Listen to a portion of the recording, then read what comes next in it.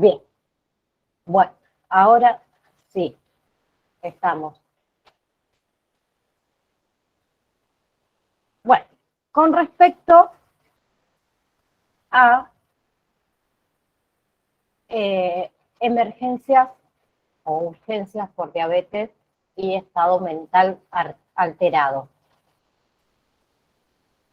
¿Qué hacemos cuando existe un paciente con estado mental alterado?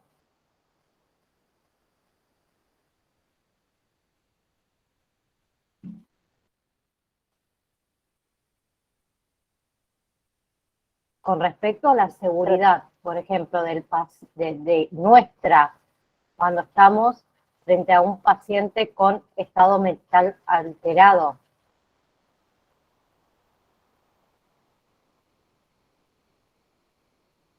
¿Le hablan para que se calme o para saber cómo está? Claro, muchas veces, o a menudo, es peligroso para quienes lo atendemos.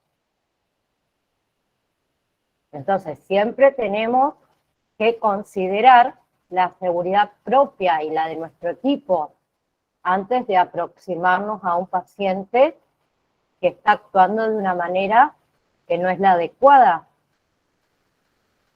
Y ahí tenemos que tener en cuenta que nosotros podemos recurrir a los cuerpos de seguridad, a la policía. ¿Bien?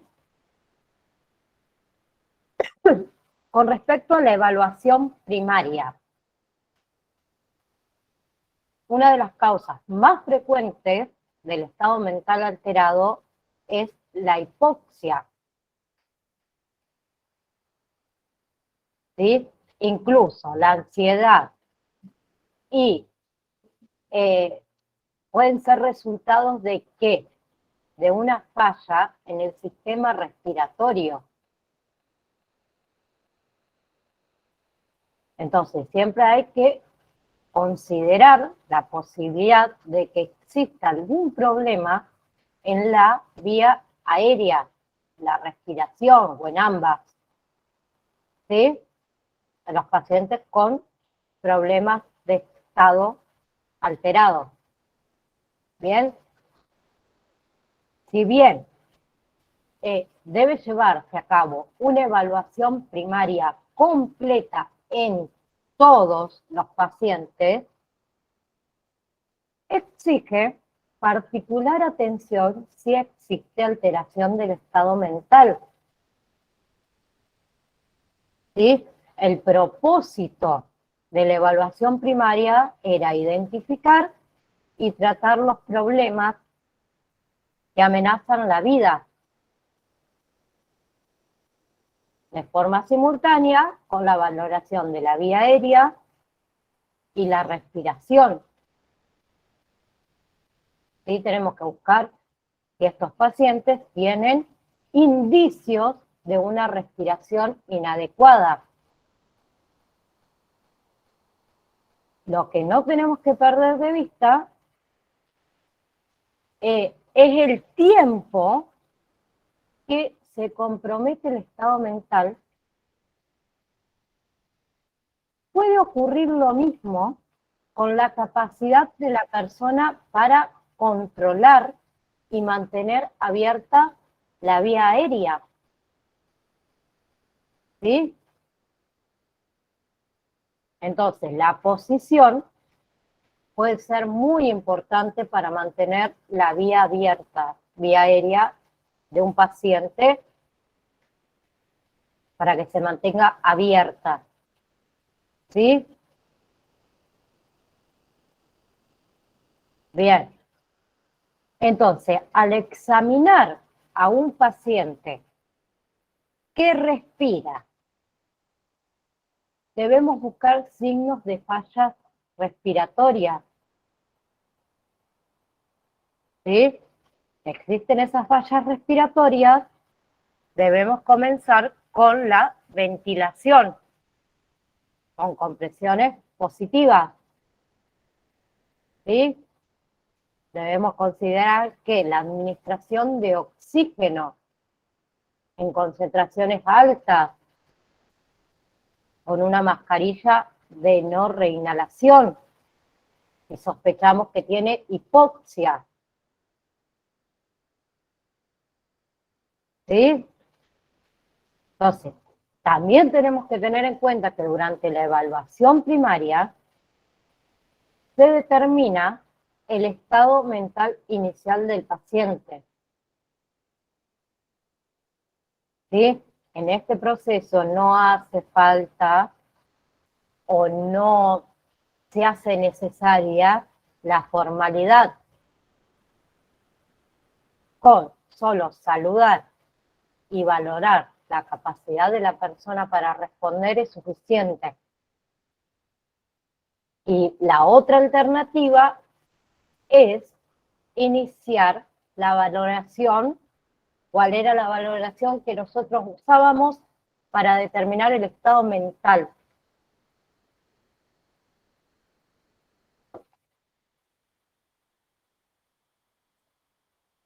Para la valorización del estado mental de un paciente es la alerta, la respuesta verbal, la respuesta dolorosa, insensibilidad y la inconsciencia. Bien, perfecto. No hay que olvidarse de eso. ¿Bien? Esta valoración que nombró la compañera no va a ser precisa cuando existe alteración del estado mental. ¿Sí? Pero se puede usar como punto de referencia rápido para la evaluación esta primaria. ¿Sí? Bien.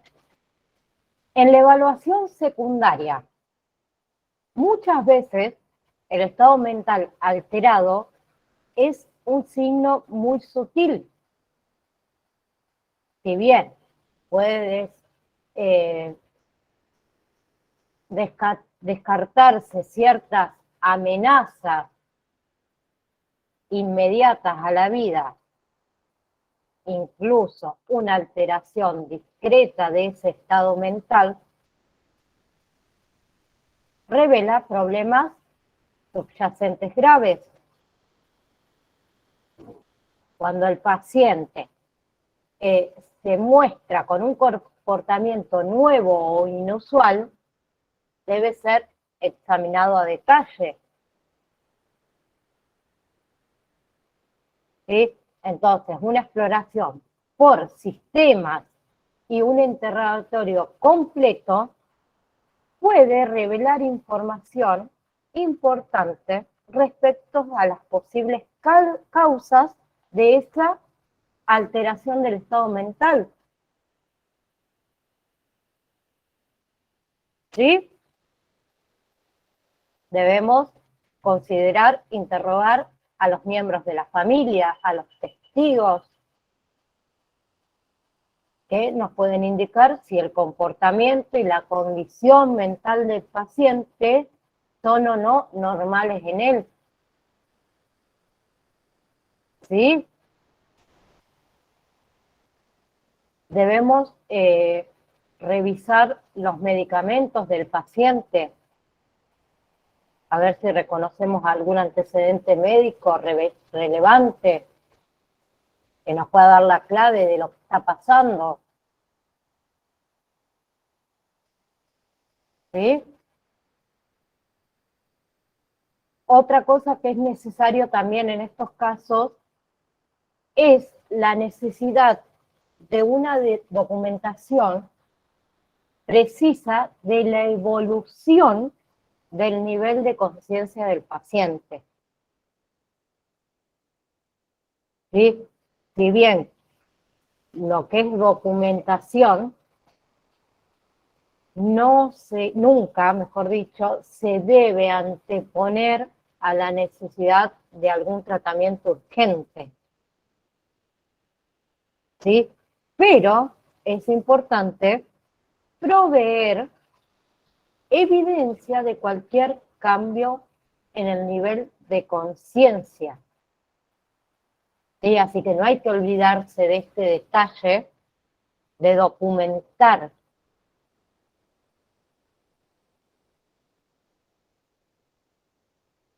Bien.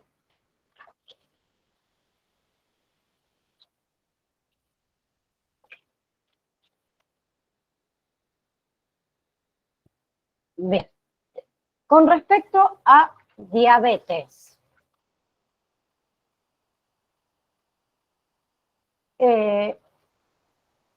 la glucosa, ¿qué es?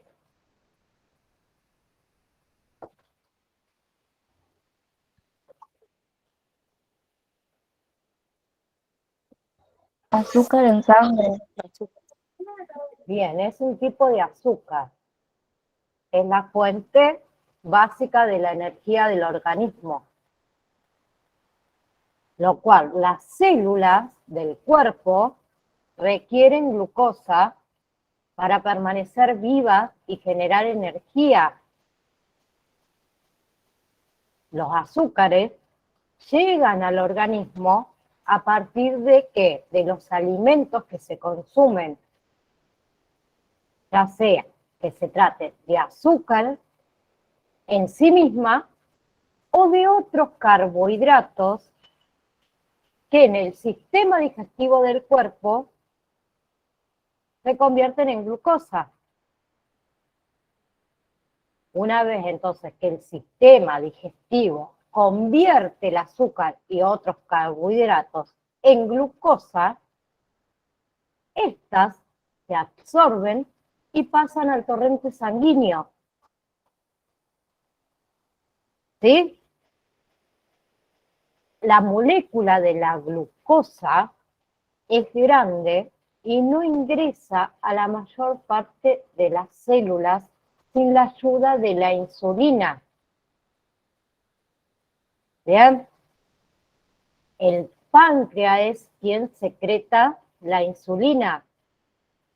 Cuando las concentraciones de glucosa en sangre superan alrededor de el 90 miligramos por decilitro. ¿Sí? Esta insulina entonces se une a los receptores de la célula a partir del hígado y de los músculos y permite que la molécula grande de glucosa ingrese a las células.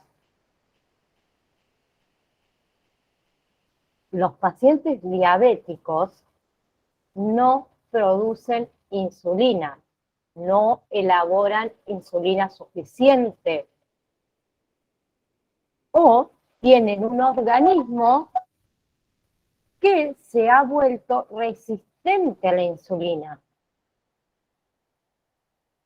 ¿Sí? Entonces, hay fármacos que usan los diabéticos que están diseñados para hacer frente a, a estas condiciones. ¿Sí? Entonces, la insulina y el páncreas. El páncreas es un órgano que está localizado sobre la línea media en la región superior del abdomen y cumple diversas funciones, aunque uno de sus papeles más importantes es la producción de la hormona de la insulina. ¿Sí? Dentro del páncreas, un grupo especializado de células la secretan. ¿Sí? Las células cerebrales, por ejemplo, no requieren insulina para movilizar la glucosa a través del torrente sanguíneo. Pero la mayor parte de las células corporales recurren a la hormona que secreta el páncreas para facilitar la transferencia de la glucosa a la sangre a través de tus membranas celulares. ¿Sí? Entonces, cuando el consumo de azúcar y la producción de insulina están en equilibrio, el organismo hace un uso efectivo del azúcar como fuente de energía. ¿Bien? Entonces,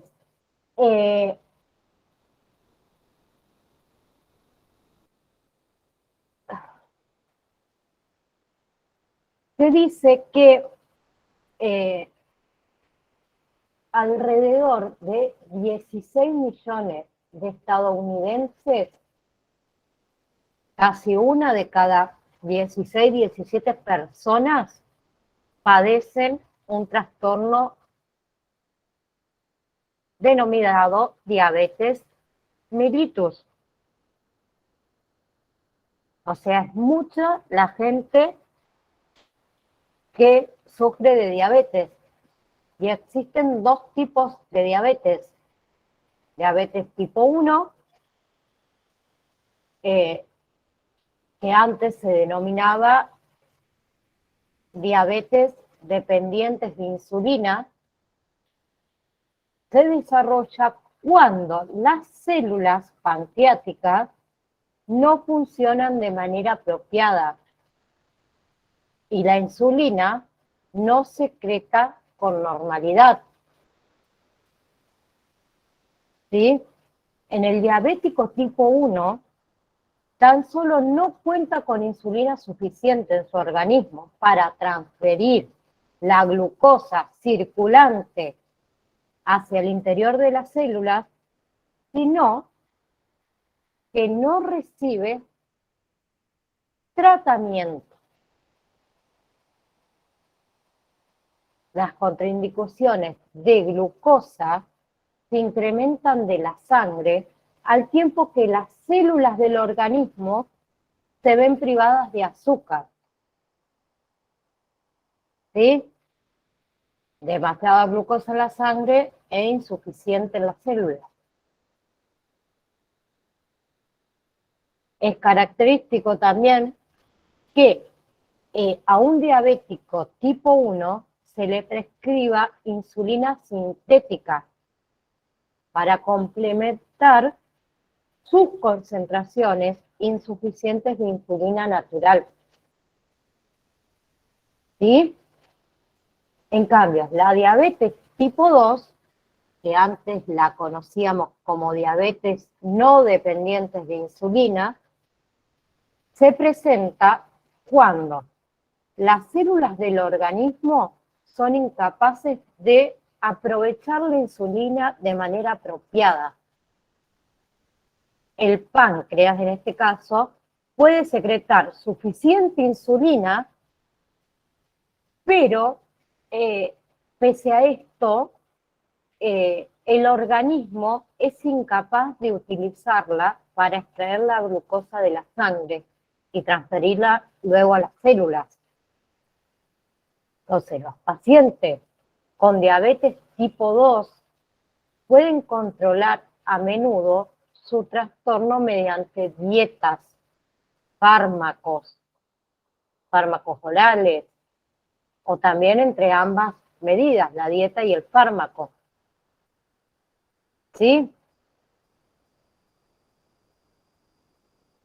Con respecto a las urgencias por diabetes, la urgencia médica más frecuente en el diabético es la hipoglucemia. ¿Qué es la hipoglucemia? Mucha azúcar en sangre. Es la glucosa en sangre baja. Bien, concentración baja de azúcar en sangre. Perfecto. Entonces, la hipoglucemia se produce cuando el diabético incurre en algunas de las siguientes conductas. Como por ejemplo, si aplica demasiada insulina, lo que hace que la glucosa pase hacia el interior de las células con demasiada rapidez. Perdón. ¿Sí? Y genera ¿qué? Un agotamiento rápido del azúcar disponible en la sangre. ¿Sí? Un paciente con hiperglucemia hipoglucemia, puede entrar en coma diabético, ¿no es cierto? Sí. ¿Sí? Luego otra conducta puede ser que se disminuya su consumo de azúcar al directamente no comer nada con azúcar. Puede ser que se ejercite con demasiado exceso o demasiada fuerza. ¿Sí? Uno al ejercitarse en exceso, más rápido se consume el azúcar. Otra causa puede ser que vomite una comida, lo cual, ¿qué sucede ahí? Expulsa el azúcar del estómago, junto con el resto de los alimentos. ¿Sí? Y otra causa puede ser la fiebre o los escalofríos. ¿Por qué? Porque ahí se incrementa la tasa metabólica por esa condición de fiebre o de frío. Entonces, cuando el azúcar en la sangre disminuye de esta manera, las células cerebrales y también el resto de las células del organismo pasan hambre. ¿Sí? Incluso cuando las causas es un exceso de insulina. La captación, digamos, rápida del azúcar en las células se agotan rápidamente. Entonces ahí pueden desarrollarse con gran rapidez que el estado mental alterado. También puede ser que quizás la inconsciencia, incluso daños cerebrales permanentes, si el azúcar no se restituye. ¿Sí? ¿Qué sucede? El cerebro y el organismo no tolera la concentración baja de azúcar.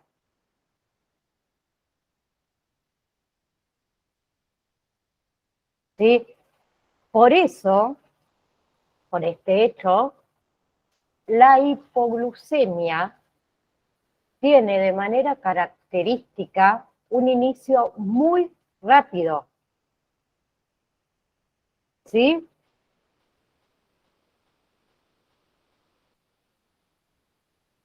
¿Se entiende? ¿O no? Porque no los veo. Como ustedes no me participan, yo no Sí, sé. profe. Bien, mi vida, gracias. Entonces, dijimos que debido a esto, la persona que sufre hipoglucemia tiene un inicio muy rápido, ¿sí? Y es muy frecuente el comportamiento anómalo que muchas veces se asemeja a ¿qué? Al de una persona alcohólica, ¿sí? ¿Por qué? Porque el organismo también responde a esa lucha de qué, a esa respuesta, mejor dicho, de lucha o de huida. El sistema nervioso simpático envía señales al hígado para liberar glucógeno. ¿Sí? El glucógeno es una forma de azúcar almacenada. ¿Con la intención de qué? De elevar esa concentración de glucosa en la sangre. ¿Sí? Y los signos de esta descarga simpática, que son muy frecuentes, incluyen ¿qué? Piel sudorosa, taquicardia, respiración rápida. También pueden presentarse que convulsiones como consecuencia de esa alteración de la función cerebral. Pérdida de la conciencia. Exacto. Bien. Entonces, la restitución rápida de azúcar en sangre con frecuencia se hace en forma de glucosa oral. ¿Sí? Y resulta crítica para esa evolución del paciente. ¿Sí? Entonces, cuando puede utilizarse sin poner en riesgo la vida del paciente, debe administrarse glucosa oral antes de que el paciente desarrolle la inconsciencia. ¿Sí? Si no tenemos glucosa oral, ¿qué le podemos dar al paciente? Caramelos o que se puedan masticar. Bien. O O azúcar. leche, un vaso con un poquito de azúcar disuelta, Leche, me con nombraste. agua. La leche contiene azúcar. Y es mejor, pero es mejor darle una cucharadita de azúcar disuelta en agua directamente. Bien. ¿Sí? Porque no tiene la cantidad suficiente. ¿Bien? Sí, sí. Bien. Con respecto a la hiperglucemia, es la concentración alta de azúcar. Hiper significa superior a lo normal o exceso. Y gluc hace referencia a glucosa. Entonces, hiper, superior, glucosa. ¿Bien? Entonces, la hiperglucemia suele derivar de una disminución de la insulina que hace que el azúcar permanezca en la sangre una vez de ayudarla a ingerir en las células, de ingresar en las células, perdón. ¿Sí? La deficiencia esta de insulina puede ser consecuencia de ¿qué?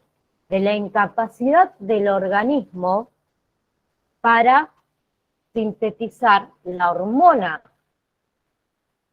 o puede derivar del olvido de la aplicación de las inyecciones de insulina o de su administración. ¿Sí? Una infección, por ejemplo, un estrés o el incremento del consumo dietético también pueden ser factores que induzcan a esta hiperglucemia. ¿Sí?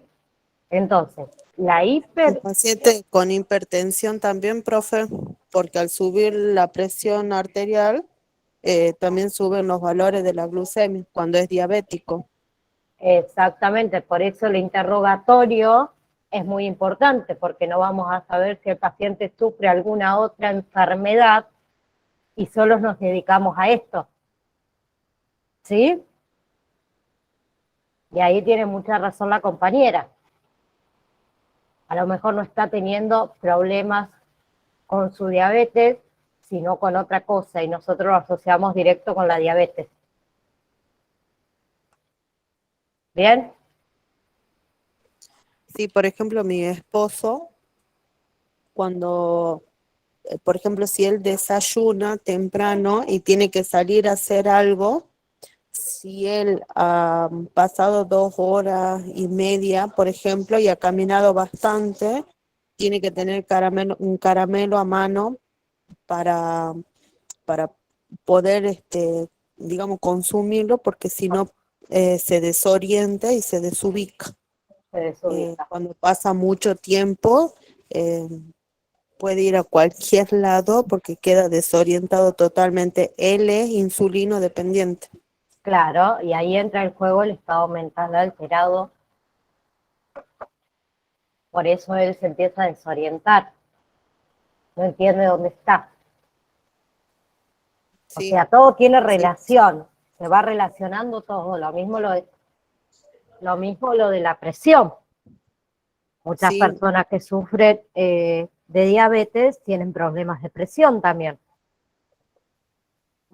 Él llegó a ser hasta 560 Uh, los niveles de, de glucemia. Altos, altísimos. Sí, sí, sí, ¿Sí? sí, totalmente. Y él está medicado, Él es insulino, sí, insulino es dependiente. insulino dependiente. Bien, siempre tiene que llevarlo a mano. Bien, entonces, la hiperglucemia, perdón, de manera característica, se desarrolla en el transcurso de días o incluso semanas, ¿sí? En contraste a la hipoglucemia, que era un inicio rápido. Este se desarrolla en varios días o incluso en varias semanas. ¿Qué sucede? Las concentraciones de glucosa en la sangre se incrementan. En tanto, las células del organismo comienzan ¿a qué? A sufrir diferencias de azúcar, ¿sí? Al tiempo que las concentraciones de azúcar en la sangre aumentan, el paciente puede referir sed, hambre crónico, ¿sí? Y con la intención de eliminar el exceso de azúcar en sangre, el organismo intensifica la producción de orina. Las náuseas también es un mal frecuente, un malestar frecuente. Bien, entonces, las concentraciones en exceso altas de azúcar en la sangre comienzan a extraer el agua de las células del organismo. ¿Sí? Lo que tiene el potencial de inducir a una deshidratación. ¿Sí? Las células, entonces, corporales sin alimento comienzan a consumir grasas y proteínas. ¿Sí? De manera tal que se liberan, ¿qué? Los productos de desechos excesivos en ese torrente sanguíneo. Y esto produce productos de desechos que se acumulan y se combinan con la deshidratación que nombramos antes, lleva a un trastorno que determinamos o denominamos como acetoacidosis diabética. ¿Sí? Entonces es común que en una persona con cetoacidosis diabética tenga una alteración profunda del estado mental. ¿Sí? También muestra signos y síntomas de deshidratación. ¿Sí? Un producto de desecho en la cetoacidosis diabética corresponde a las cetonas. ¿Qué sucede? Una persona con esta complicación, por ejemplo, respira con rapidez. A menudo tienen un aliento con olor a frutas o a acetona, debido a que el organismo trata de exhalar estos productos metabólicos.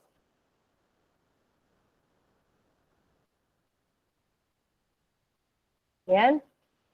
Entonces, nosotros debemos determinar con precisión el trastorno que indujo a esa urgencia por diabetes.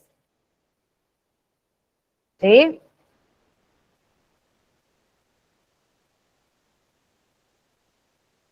¿Bien? Sí, profe. Bien. Con respecto al glucómetro, ¿alguien alguna vez utilizó uno? ¿Saben lo que es?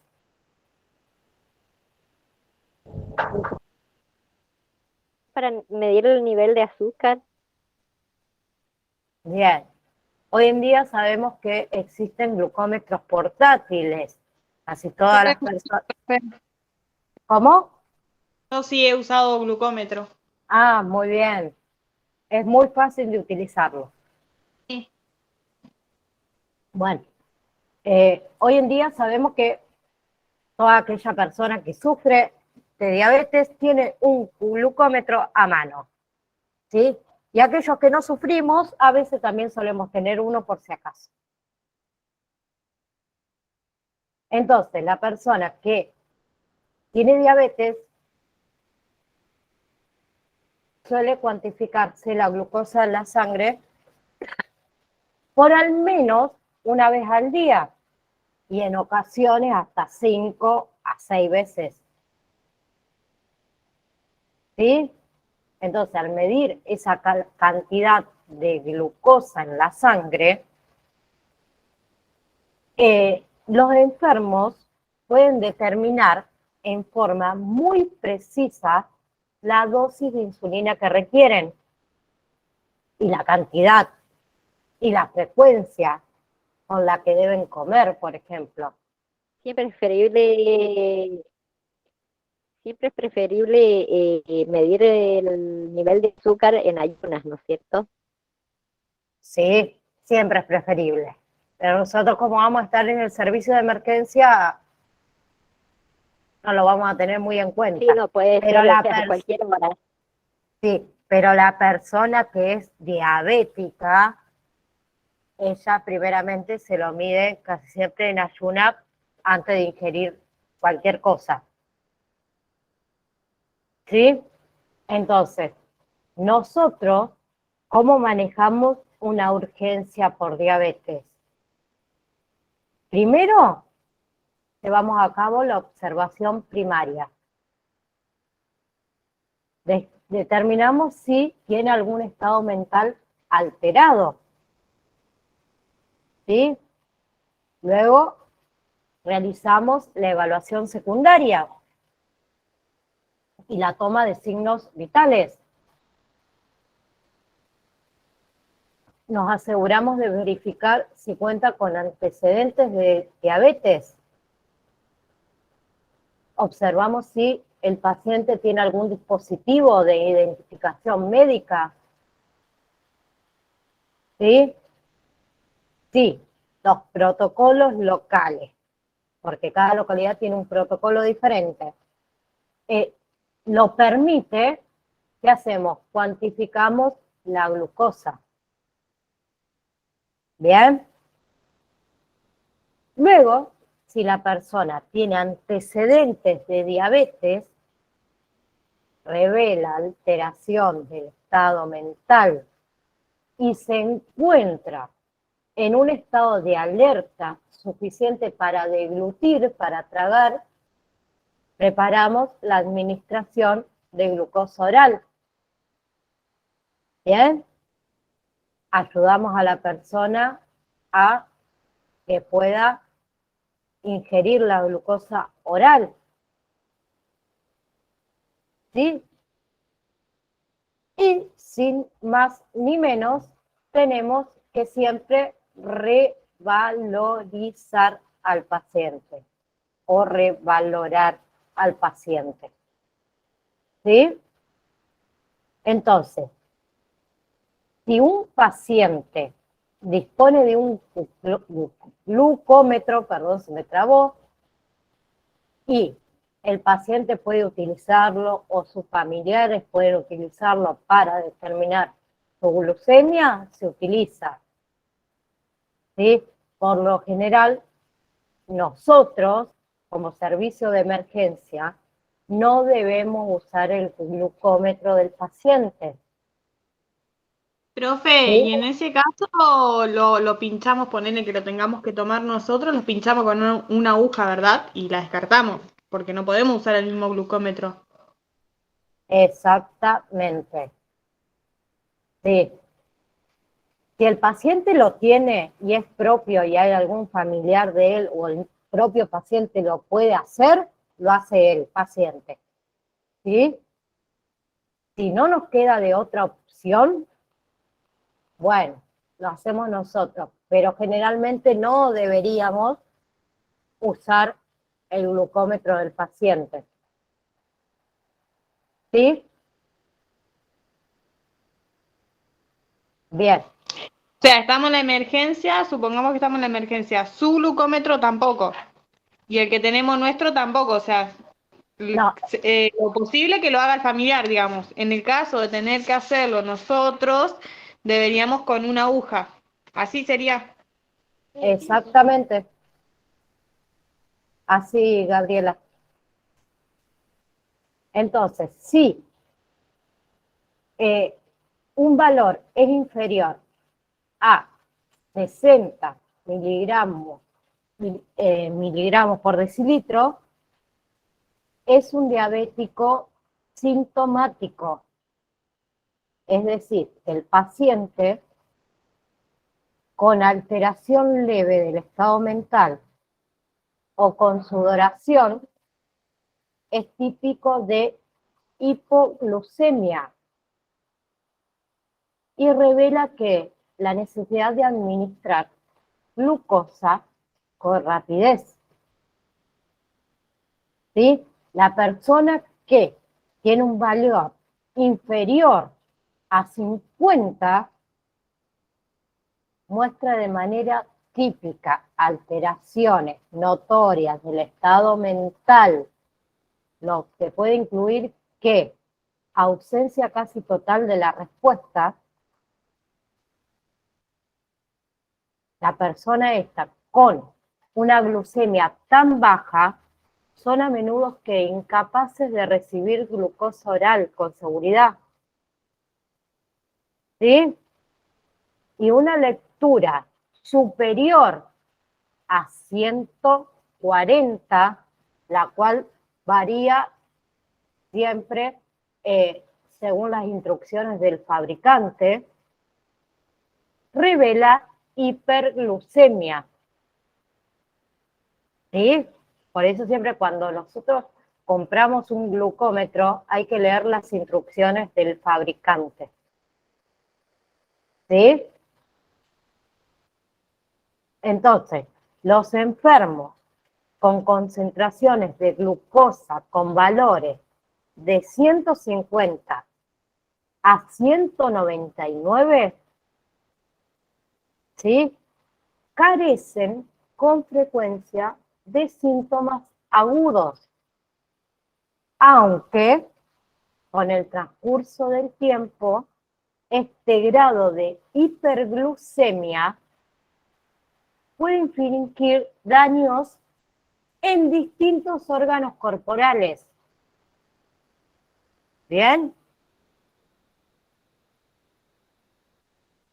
Entonces, los pacientes, riñones, exacto, y luego entonces nos quedarían los pacientes con concentraciones de glucemia superior a 300, en particular, durante un tiempo prolongado, pueden experimentar deshidratación, ¿sí? O otros síntomas más graves y deben recibir atención inmediata. ¿Sí? ¿Qué sucede cuando una lectura no es congruente con los síntomas del paciente? ¿Sí? Entonces, ¿qué sucede? Nos lleva a que nosotros dudemos del resultado. O sea, si un paciente, por ejemplo, nos da que tiene 25, pero la persona está súper alterada y orientada, no coincide el resultado que nos dio, entonces nosotros dudamos, empezamos a decir, acá hay algo que anda mal. Y pueden existir muchas causas que influyen en ese resultado. Por ejemplo, puede ser que la cantidad sea insuficiente de sangre, lo que pusimos en la tira reactiva. Puede ser que la tira reactiva esté caducada, que esté mal almacenada, o que el glucómetro requiera de calibración. ¿Sí? Así que hay que tenerlo en cuenta también a eso. perdón, profe, se le quedó sin señal. Se ¿A quedó mí? sin señal usted. Me, Sí, no la escuché. ¿Los demás me escucharon o no? ¿O hablé sola? Hay una parte que quedó muy No, profe, no se... ¿No se escuchó? No. Bien, entonces voy de nuevo, no se preocupen. Les decía que una lectura que no es congruente con los síntomas del paciente, a nosotros nos lleva a dudar de ese resultado. Bien, y pueden existir muchas causas de ese resultado que nos hace dudar. ¿Sí? Por ejemplo, la colocación de la sangre, ¿sí?, en la tira reactiva puede haber sido muy pequeña. Bien, a lo mejor el glucómetro necesita o requiere de una calibración. Puede ser que las tiras reactivas hayan caducado, puede ser que haya habido un mal almacenamiento de esas tiras reactivas. Entonces, todo eso lo tenemos que tener en cuenta. ¿Bien? Con respecto al glucómetro en sí, yo tengo uno ahora, pero no tiene pila, así que no se los puedo mostrar. Muestran dos palabras el glucómetro. ¿Sí? HIG, H-I-G-H, es alta. ¿Sí?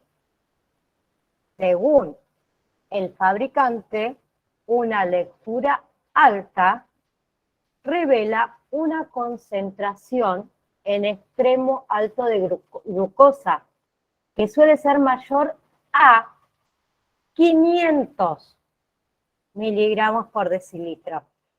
¿Sí? Y cuando el glucómetro te aparece la palabra low, L-O-W, significa baja, que indica,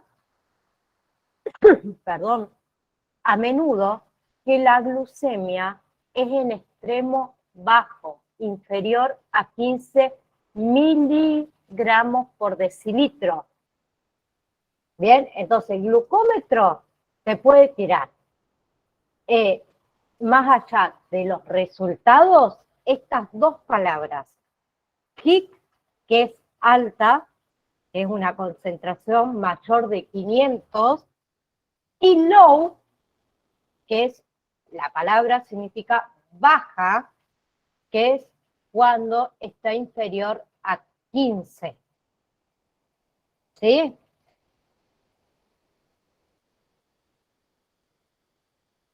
¿Bien? ¿Se entiende?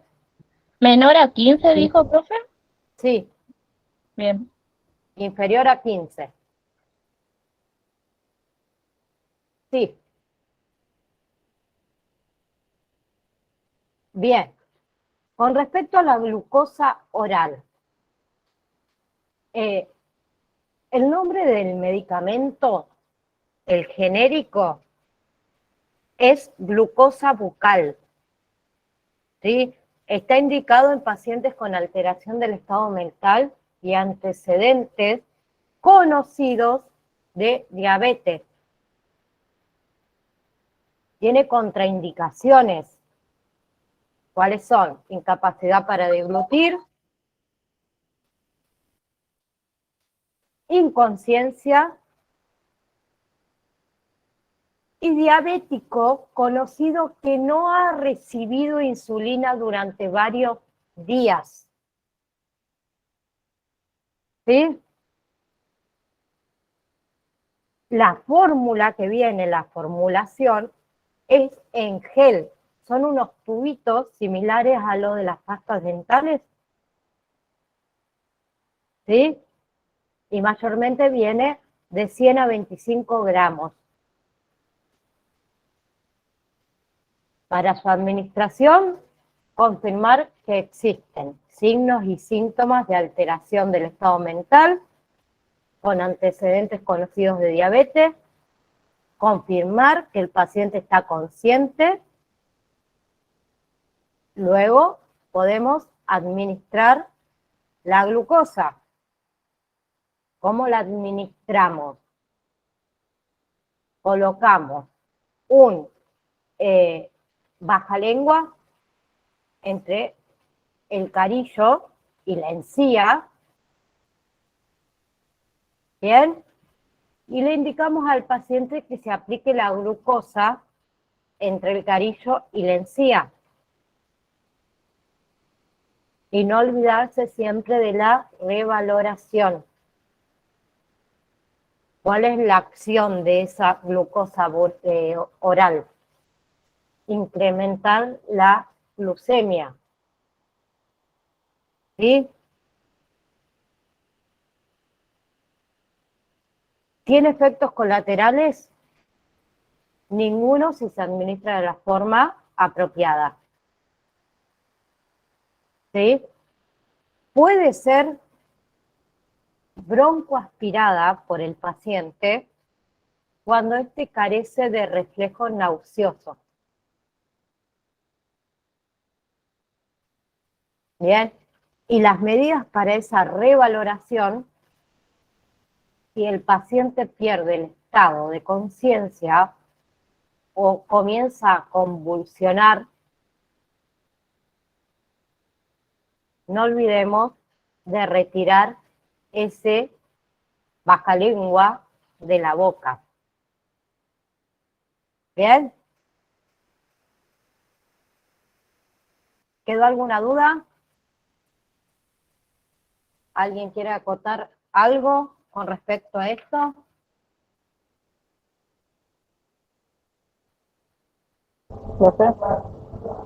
Bien, entonces nos estamos viendo la próxima clase.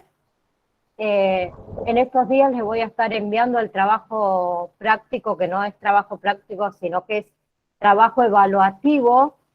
Recuerden siempre que tiene una fecha máxima de entrega y un horario, por favor. Les mando un saludo a todos. Gracias, profe, nos estamos viendo. Un beso.